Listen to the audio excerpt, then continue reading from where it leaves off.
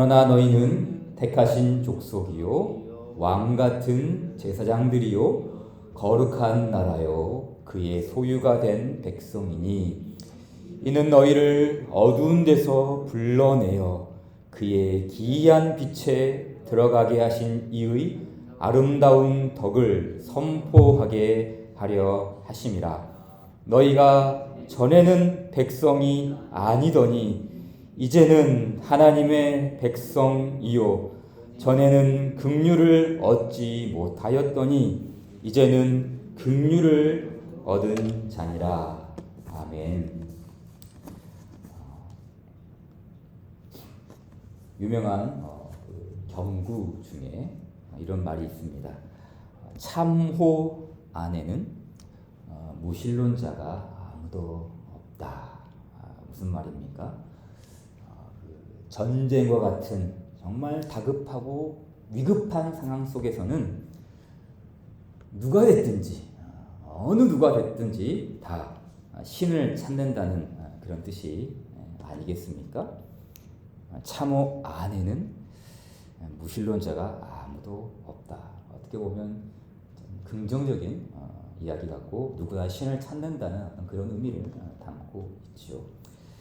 하지만 이제 우리 특별히 기독교 신앙을 따르는 우리 입장에서는 이 경구 안에 위험한 요소가 사실은 잘 들어 있습니다. 어떤 것이 좀 위험한 좀 방향으로 흐를까요? 먼저는 신에 대한 확신입니다. 신에 대한 확신이죠. 그러니까 모두가 다 신을 불러요. 그렇죠? 모두가 다 신을 부르지만 과연 어떤 신이 참된 신일까요?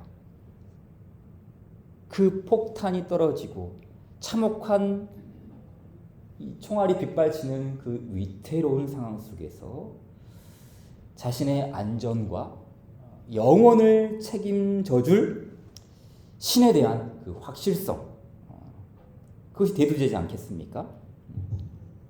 누구나 다 신을 부를 텐데 그 신 중에 정말 참신이 누구인가 라는 것이죠. 또 하나는 어떻게 보면 더 중요한 측면이죠. 과연 참호 안에서만 우리가 신을 찾을 수 있을까요? 참호 안에서만 신을 만날 수 있을까요? 반대로 말하면 참호가 아니라 아주 평안한 가운데 있고 아주 태평한 가운데 있고 아주 잘 사는 가운데서는 다 무신론자가 되는 걸까요? 꼭 참호 안에서만 유신론자가 하나님을 찾는, 신을 찾는 그런 상황이 벌어질까요? 물론 이제 우리가 인생의 그 막다른 길목에 이르렀을 때 신을 찾는 사람들도 있죠. 참 인생의 그 비참한 처지 앞에 놓였을 때 극적으로 그리스도를 만나고 주께로 돌아오는 사람도 있습니다. 그러나 참호 안에서만 꼭 고통을 받는 그 순간에만 믿음에 우리가 이룰 수 있을까라고 하는 것은 너무 극단적인 이야기라는 것이죠. 믿음에 이르는 고상한 길은 꼭 참호 안에서만 이루어질 수 없다라는 것이 아니겠습니까? 오히려 우리 기독교의 가르침은 참호 안에는 무신론자가 아무도 없다라는 방식으로 사실은 이렇게 쭉 가르쳐주지 않았습니다. 교회의 역사는 결코 이 내용을 그대로 받지 않았다는 것이죠. 왜 그렇습니까? 앞서 말했듯이 참호 안에는 다양한 신이 불려질 수 있기 때문입니다. 기독교는 다신론이 아닙니다. 이 신도 맞고 저 신도 맞고 저쪽 종교도 맞고 누구든지 신을 부르면 다 좋다. 이런 종교가 아니죠. 누가 됐든지 신의 이름을 부르기만 하면 안전할 수 있다라는 이런 외침을 전하는 종교가 아닙니다. 도리어 우리는 유일하신 하나님을 전합니다. 동시에 삼위일체로 계신 성부, 성자, 성령 삼위 하나님 안에 있는 구원을 전합니다. 그러기에 우리가 이 믿음에 이르는 그 고상한 길은, 믿음에 이르는 아주 높은 이 길은 참호 안이 아니라 사실은 그리스도 안에서 참된 신을 발견할 수 있는 것이죠. 생각해 보십시오. 세상 모든 사람이 그 신이라고 부르는 신이 있다면, 그리고 그 신이라고 부르는 신이 절대적인 신, 초월적인 신, 확실한 신을 어떻게 무엇으로 확신할 수 있겠습니까? 이렇게 많은 신들이 있는데 참된 신이 정말 누구인가 어떻게 우리가 확신할 수가 있겠습니까? 참호 안에서는 자기가 부르는 그 신이 모두가 참돼요. 그러나 예수님 안에서는 여호와 하나님만이 참 신이라는 것을 계시해 주시죠. 보십시오. 예수님께서 뭐라고 그러셨습니까? 너희가 신이라 부르는 그 하나님은 내 아버지다. 나는 그분과 하나다. 나는 그분으로부터 보내심을 받았다. 나를 본 자는 아버지를 보았다. 그러니 너희는 그 신을 본 것이다.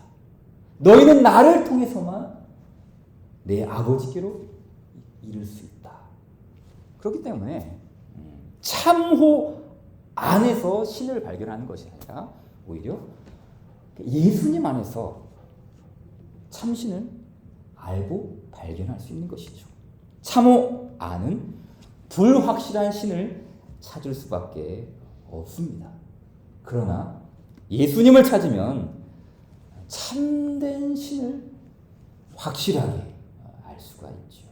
그렇다고 이렇게 우리가 그 참호 안에 있는, 그 인생이 참호 안에 있는 고난 가운데 있는 사람들을 무시하거나 공감하지도 않고 그런 사람들이 가서 당신은 예수님을 믿어야 합니다 이렇게 막 막무가내로 예수님만 전하라는 말이 아니죠. 핵심은 무엇입니까?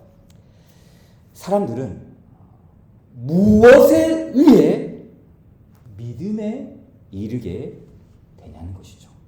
무엇에 의해?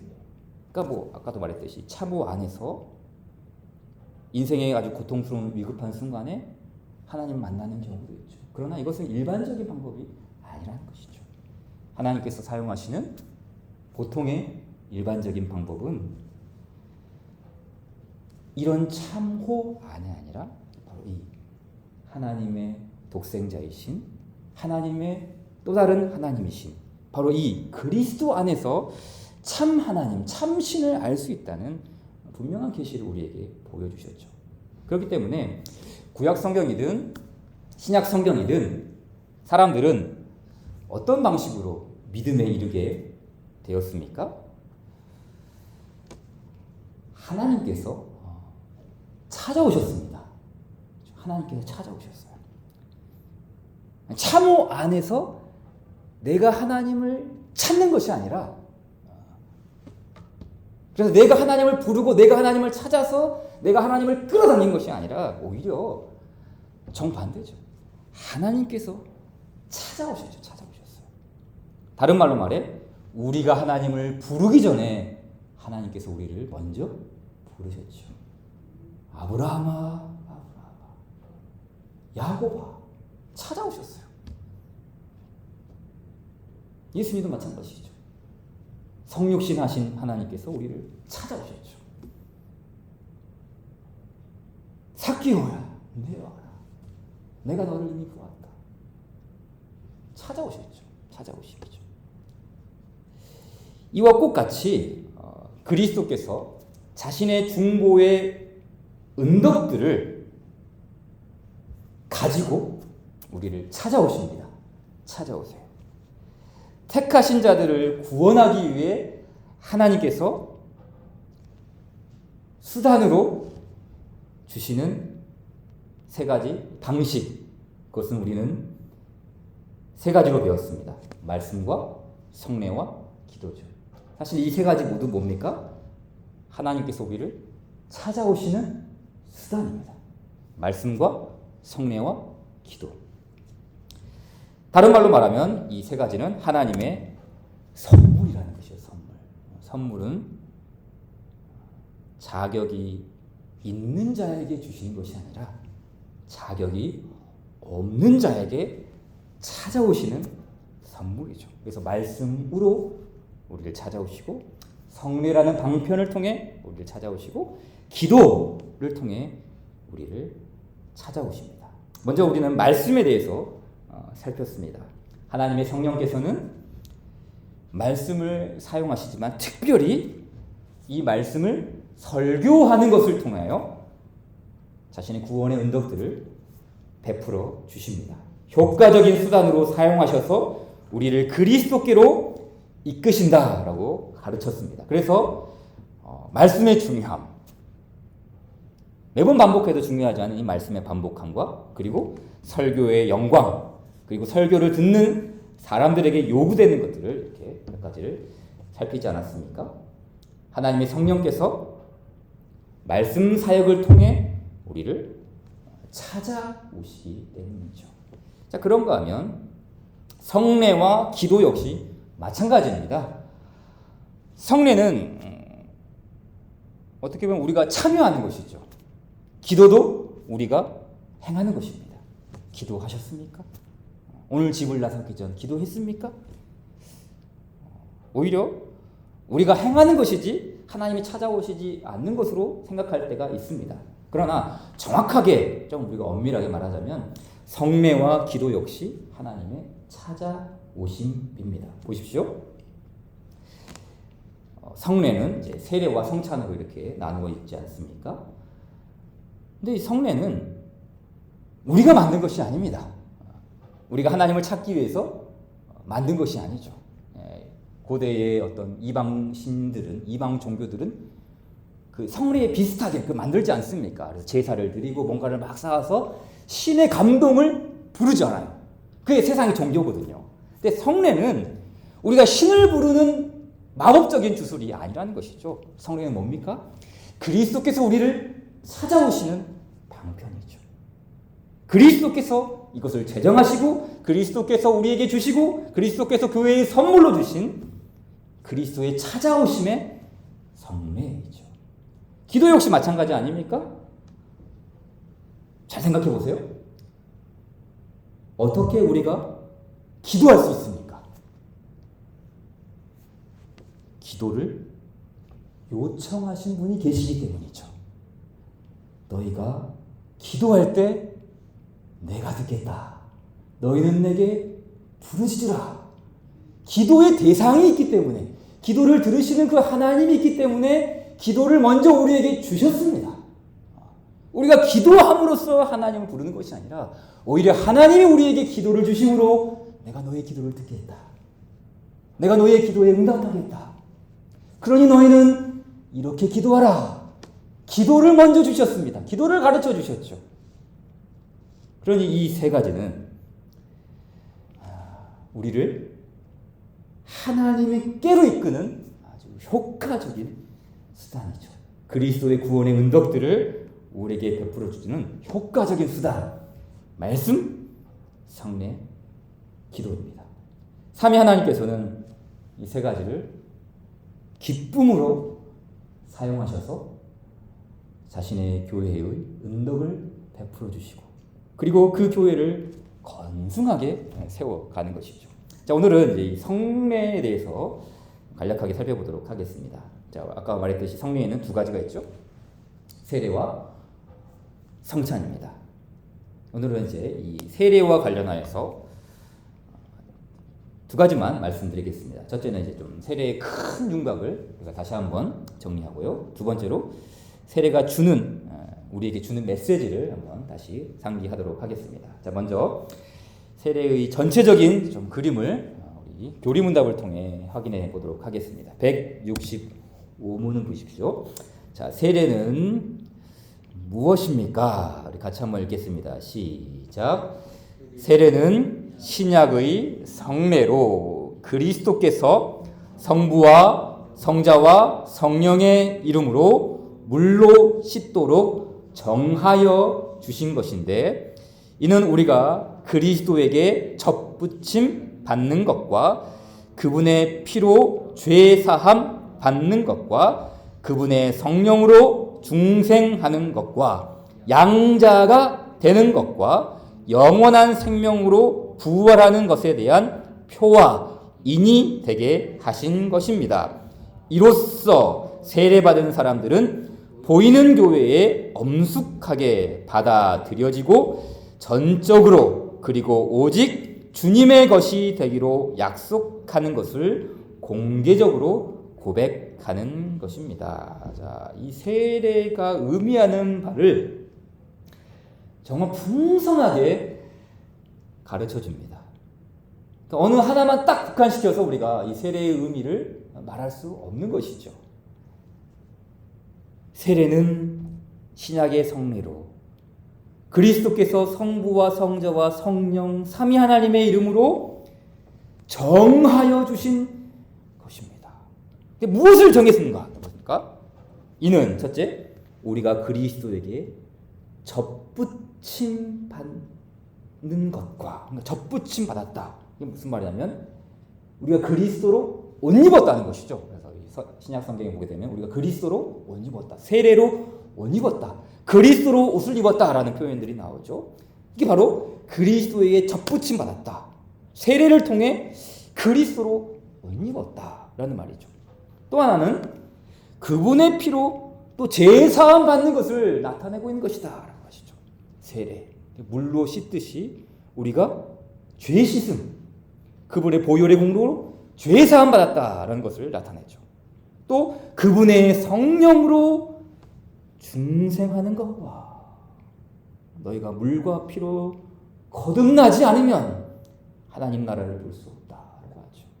그러니까 중생하는 것이 거듭나는 것. 그러니까 니고데모는 나는 조금 더 개선되어지고 싶습니다. 나는 조금 더 나아지는 삶을 살고 싶습니다. 그러면 하나님 나라에 합당하지 않겠습니까? 라고 물었죠. 예수님 말씀하시죠. 개선하는 것이 아니다. 인간은 조금 더 나아진다고 하나님 나라에 합당하는 것이 되는 것이 아니다. 성령으로 거듭나야 한다. 그게 중생이죠. 성령으로 중생하는 것. 이것이 바로 세례의 표가 보여주신 거라는 것이죠. 또 뭡니까? 양자가 되는 것이다. 하나님의 아들, 딸로 우리가 받아들여지는 것이죠. 또 마지막으로 영원한 생명으로 부활. 부활이 또 있어, 부활. 영원한 생명으로 부활하는 것에 대한 표와 인이 되게 하신 것입니다. 그렇잖아요. 세례는 죽었다가 다시 사는 것이잖아요. 옛 사람이 죽고 새 사람이 다시 사는 것. 그리고 우리가 죽음 이후에도 부활 생명에 대한 표와 인이 되게 하신 것. 이 모든 것들을 통틀어서 이 세례의 의미를 보여주고 있죠. 이런 내용들을 조금 더 이제 한마디로 압축해서 설명한다면 어떻게 설명할 수가 있을까요? 이 모든 내용들은 사실 우리가 하나님 아버지의 과분한 사랑을 받게 되었다는 그 의미를 담고 있죠. 그렇잖아요. 그리스도에게 접붙임 우리가 붙었다. 그의 피로 죄사함을 받았다. 성령으로 중생하게 됐다. 내가 하나님 아버지 아들, 딸이 되었다. 영원한 생명으로 부활에 대한 약속을 인침받았다. 과분한 사랑 아닙니까? 넘치는 은혜가 아닙니까? 조금 더 이 내용을 설명하자면 이런 것이죠. 예수님께서 우리가 잘 알고 있듯이 세례를 받으실 때 하늘이 열리고 하나님의 음성이 하늘로부터 들려오죠. 하늘로부터 소리가 나기를 너는 내 사랑하는 아들이라 내가 너를 기뻐하노라 하시니라. 그러니까 사실은 예수님은 세례를 받으실 필요가 없으신 분이지 않습니까? 주님은 죄가 없으신 분이기 때문이죠. 그러나 주께서 세례를 받으신 것은 우리를 예표하는 것이죠. 대표하는 것이죠. 우리의 죄를 짊어지고 대신 씻음 받는다는 그 측면에서 주님은 세례를 받으셨습니다. 성부 하나님께서는 이 세례를 받는 주님을 기뻐하셨죠. 내가 너를 기뻐한다. 너는 내 사랑하는 아들이다. 라는 이 말씀 속에는 사실 크게 보면 이제 두 가지 의미가 있습니다. 하나는 이제 성부와 성자의 관계이죠. 본래 성부와 성자, 아버지와 아드님은 사랑의 관계이셨습니다. 이 사랑이라는 것은 하나로 묶잖아요. 연합이거든요. 사랑은 분리할 수가 없어요. 사랑의 속성 중에는 하나입니다. 그러니 삼위일체 하나님은 삼위로 계시지만 일체이시기도 하죠. 사랑의 관계 속에 계셨기 때문에 아버지는 아드님을 사랑하시고 아드님은 아버지를 사랑하셨습니다.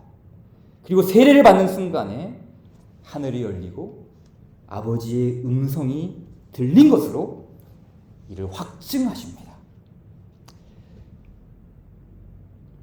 그러나 또 하나는 사실 이 세례의 말씀 속에 예수님이 세례를 받는 이 말씀 속에는 예수님에게도 해당되는 말씀이 있지만 사실 이제 우리에게도 해당되는 말씀이 있습니다. 보세요.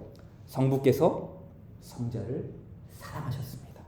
언제요? 세례를 받으실 때 그 음성이 들리죠. 마찬가지로 예수님 안에서 예수님과 함께 그리스도와 죽고 그리스도와 함께 사는 자신의 아들, 딸들에게 동일한 음성을 베풀어 주십니다. 너는 내 사랑하는 아들이요 내 기뻐하는 딸이다. 이게 세례 안에서 주어지는 하나님의 음성이라는 것이죠. 말 그대로 과분한 사랑입니다. 정말 과분하죠. 왜요? 예수님에게 주셨던 그 사랑을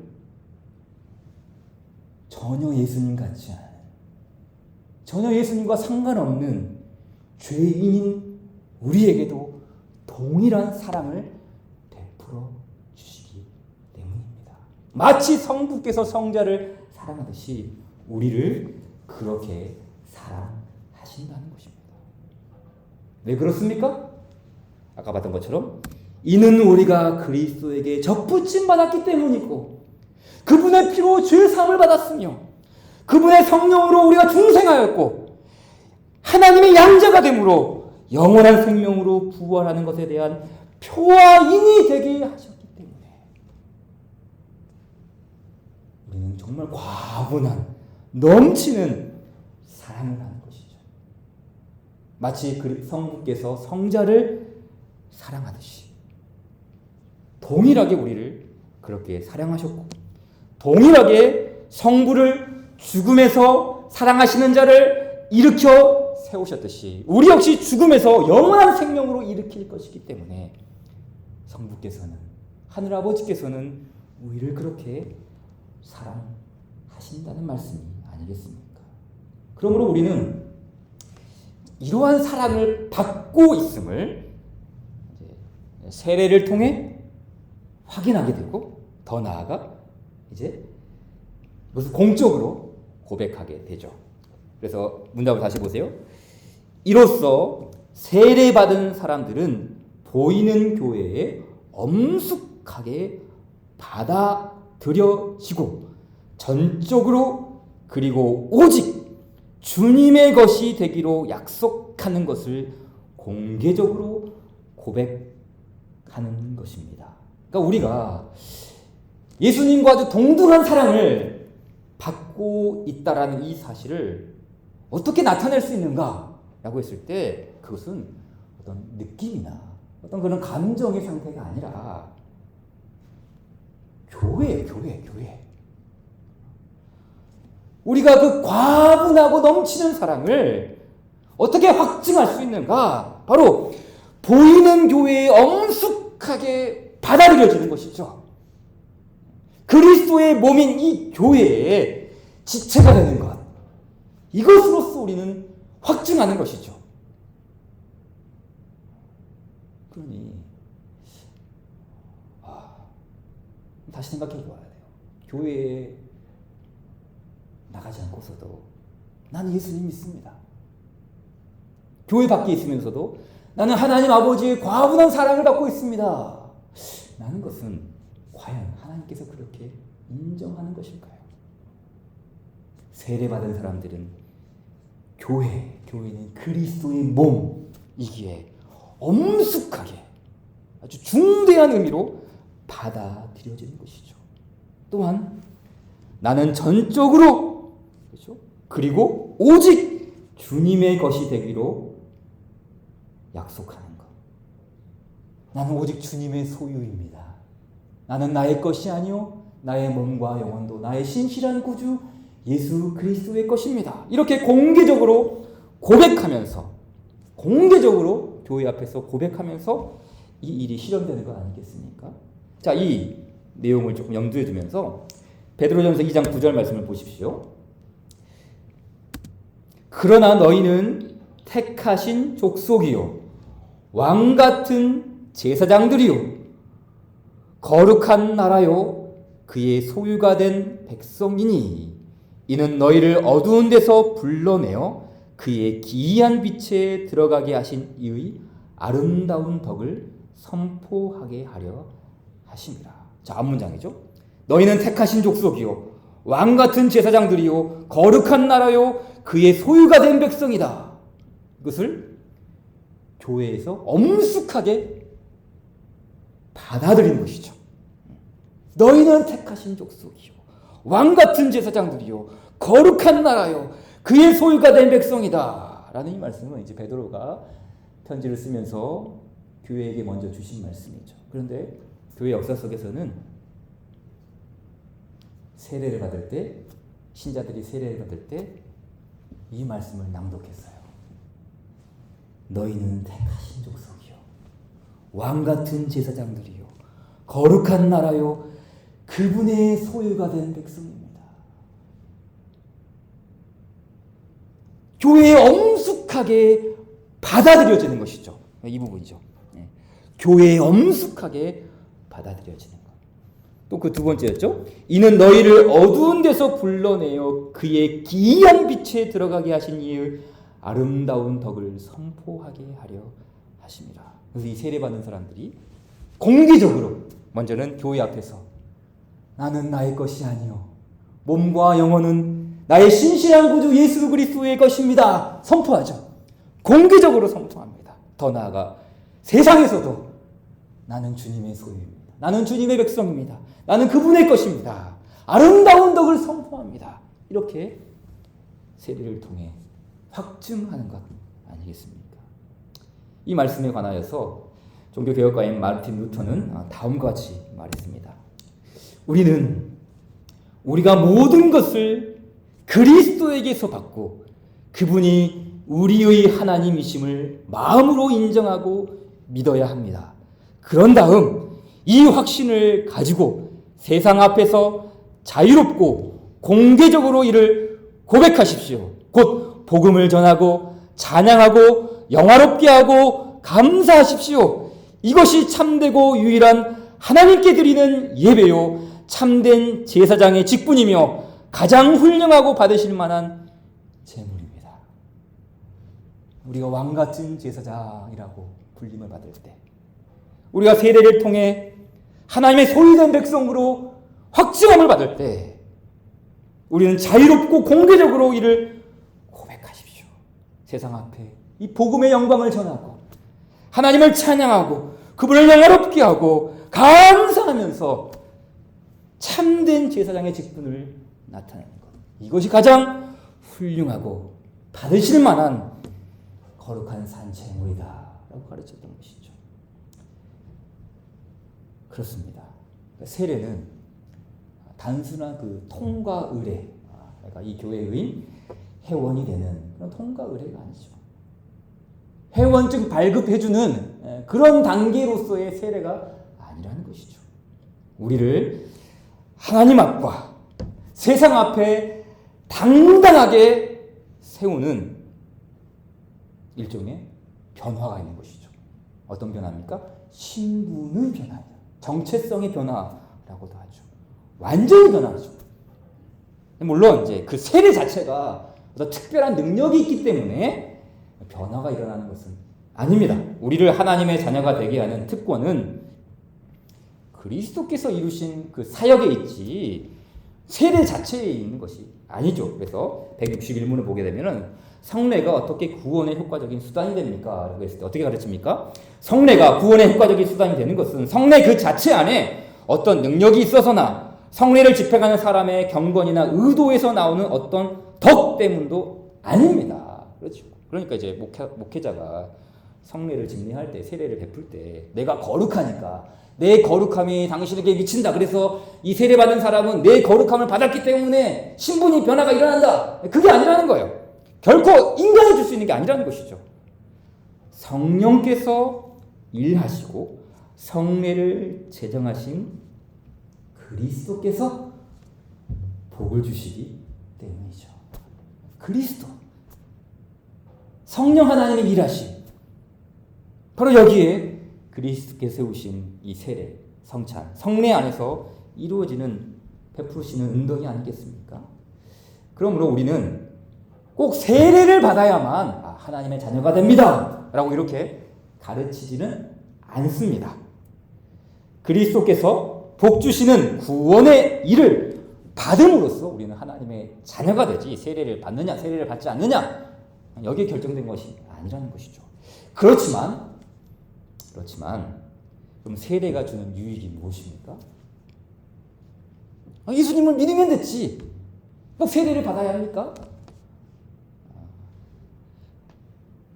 왜 세례가 중요합니까?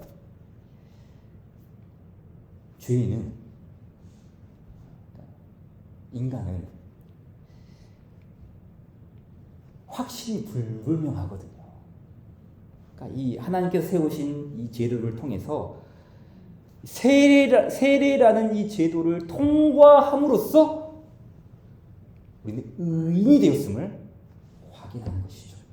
의인이 되었음을.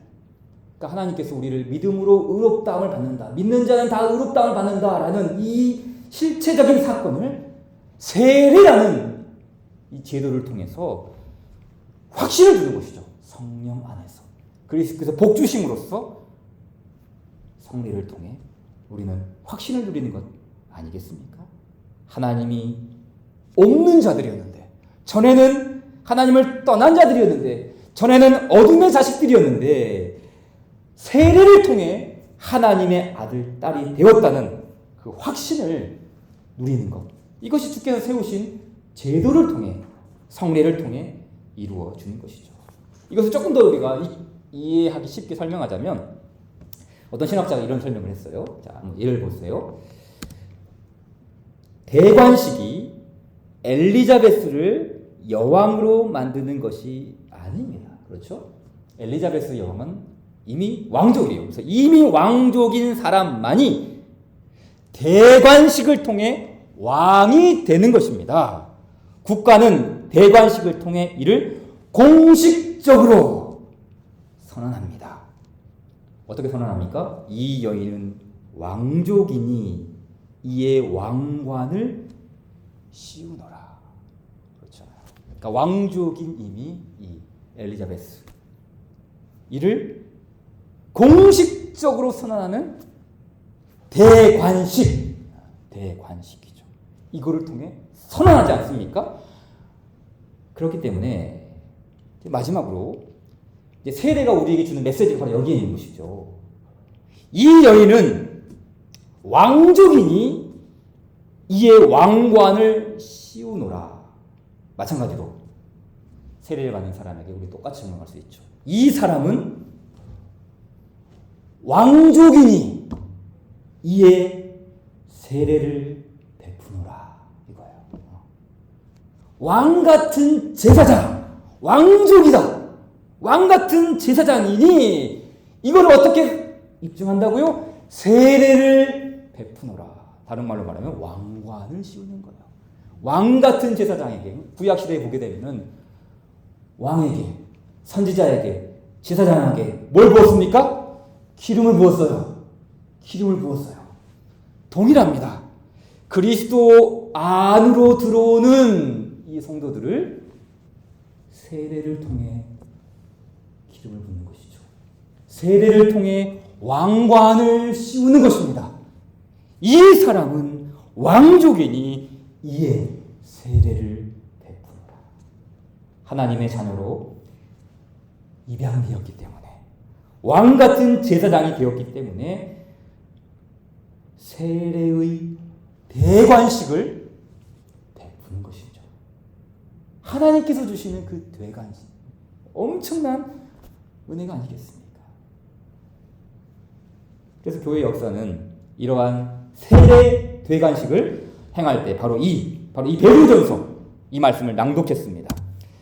그러나 너희는 택하신 족속이요 왕같은 제사장들이요 거룩한 나라요 그의 소유가 된 백성이니 이는 너희를 어두운 데서 불러내어 그의 기이한 빛에 들어가게 하신 이의 아름다운 덕을 선포하게 하려 하심이라. 너희가 전에는 백성이 아니더니 이제는 하나님의 백성이요 전에는 긍휼을 얻지 못하였더니 이제는 긍휼을 얻은 자니라. 그러니까 이 세례가 베풀어지는 그 초기 교회의 역사 속에서 이 말씀을 좀 바라보게 되면은 우리의 시야가 더 열리죠. 세례가 이런 것이었구나.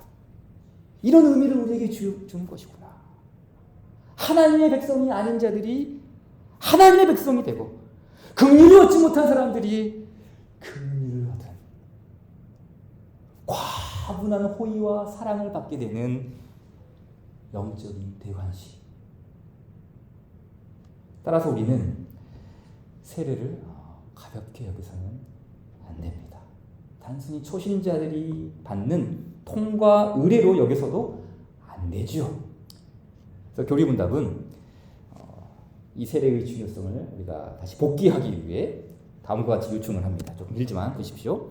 우리는 세례를 어떻게 더 온전하고 의미 있게 할 수 있습니까? 제가 읽겠습니다. 꼭 필요하지만 죄송합니다.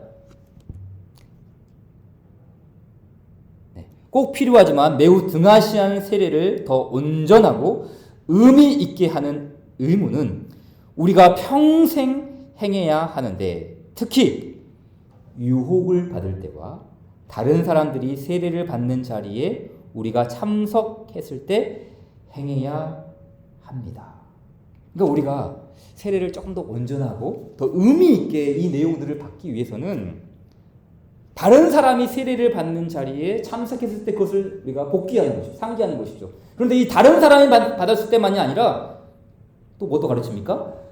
유혹을 받을 때. 이게 무슨 말입니까? 우리의 믿음이 약해졌을 때, 우리의 믿음이 흔들릴 때 다시 생각하는 거예요.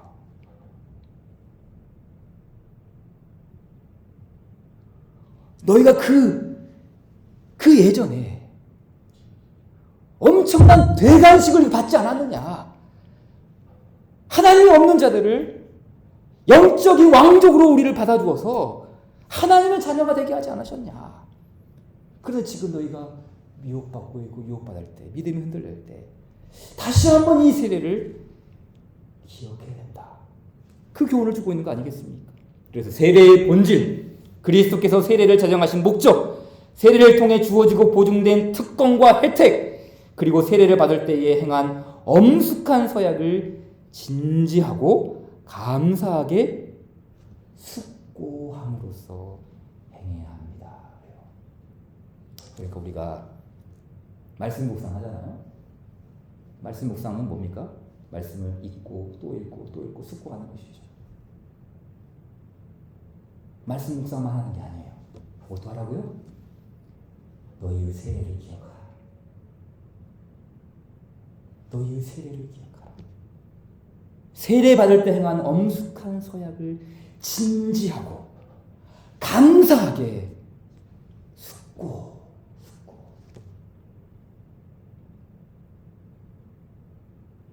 그 일을 다시 한번 복귀하라는 거 아니겠습니까? 또 보십시오. 또 우리가 죄악으로 더럽혀져 있다는 것과 세례를 통해 받는 은혜와 세례 받을 때 했던 약속에 우리가 미치지 못하고 오히려 반대로 행하고 있음을 생각하고 겸손하게 행해야 합니다. 우리를 겸손하게 만드는 것, 세례죠. 우리는 당당하거든요. 마치 우리는 하나님 앞에 나갈 수 있다는 의를 가지고 있다는 것 마냥 당당할 때가 있어요. 왜요? 내가 지금 신앙생활 이만큼 하고 있거든요. 나는 교회에 빠진 적이 없고 주일날이면 꼬박꼬박 참석하고 헌금도 하고 이만큼 신앙생활하고 그렇기 때문에 나는 당당하다.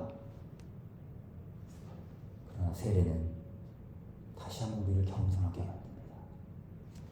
내게는 의가 없습니다. 내게는 자랑할 것이 없습니다. 내게는 오직 우리 주 예수 그리스도의 십자가 외에는 자랑할 것이 없습니다. 다시 그리스도의 의를 붙드는 것이 바로 세례의 숙고라는 것이죠. 또 오십시오. 또 이 성례 안에서 우리에게 보증된 죄 사함과 다른 모든 복에 대한 확신에 이르기까지 장성함으로써 우리는 해야 합니다. 또 그리스도와 합하기 위하여 세례를 받은 우리는 죄를 죽이고 은혜를 소생시키기 위해 그리스도의 죽음과 부활에서 힘을 얻음으로 행해야 합니다. 우리가 하나님의 그 능력, 성령의 능력을 다시 한번 일으킴 받을 수 있는 그 주께서 제정하신 성례, 세례를 숙고함으로써 다시 힘을 얻을 수 있다. 무슨 말입니까? 다시 일으킴 받을 수 있다.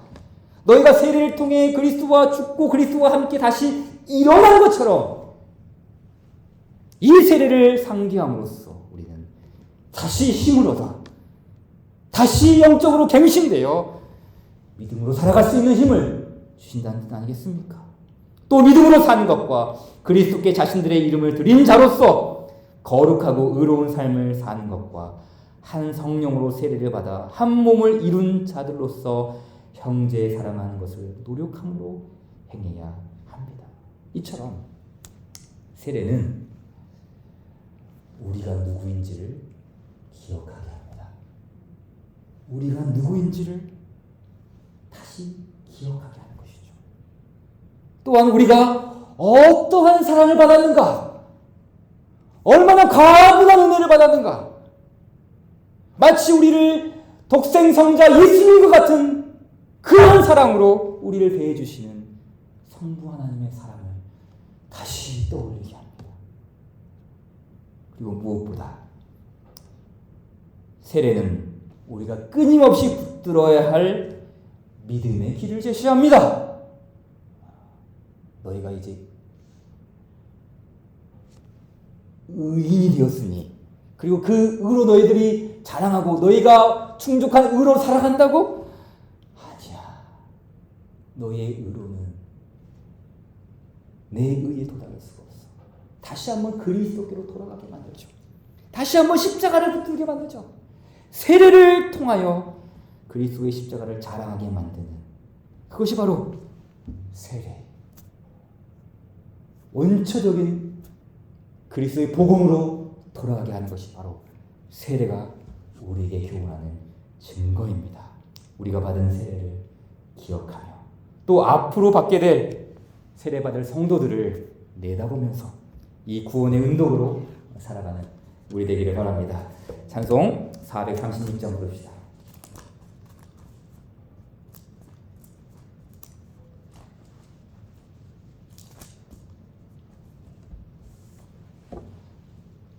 나 이제 주님의 새 생명 얻은 몸, 옛 것은 지나고 새 사람이로다. 그 생명 내 맘에 강같이 흐르고 찬송과 기도로 해같이 빛난다. 영생을 누리며 주 안에 살리라. 오늘도 내일도 주 함께 살리라. 주 안에 감추인 새 생명 얻으니 이전에 좋던 것 이제는 값없다. 하늘의 은혜와 평화를 맛보니 찬송과 기도로 주 함께 살리라. 영생을 누리며 주 안에 살리라. 오늘도 내일도 주 함께 살리라. 산천도 조목도 새 것이 되었고 죄인도 원수도 친구로 변한다. 새 생명 얻은 자 영생을 누리니 주님을 모신 맘 새 하늘이로다. 영생을 누리며 주 안에 살리라. 오늘도 내일도 주 함께 살리라. 주 따라가는 길 험하고 멀어도 찬송을 부르며 뒤따라가리라. 나 주를 모시고 영원히 살리라. 날마다 섬기며 주 함께 살리라. 영생을 누리며 주 안에 살리라. 오늘도 내일도 주 함께 살리라. 예수님께서 가르쳐 주신 기도로 마치겠습니다. 하늘에 계신 우리 아버지여, 이름이 거룩히 여김을 받으시오며 나라의 임하옵시며 뜻이 하늘에서 이룬 것 같이 땅에서도 이루어지이다. 오늘날 우리에게 일용할 양식을 주옵시고 우리가 우리에게 죄 지은 자를 사하여 준 것 같이 우리 죄를 사하여 주옵시고 우리를 시험에 들게 하지 마옵시며 다만 악에서 구하옵소서. 대개 나라와 권세와 영광이 아버지께 영원히 있사옵나이다.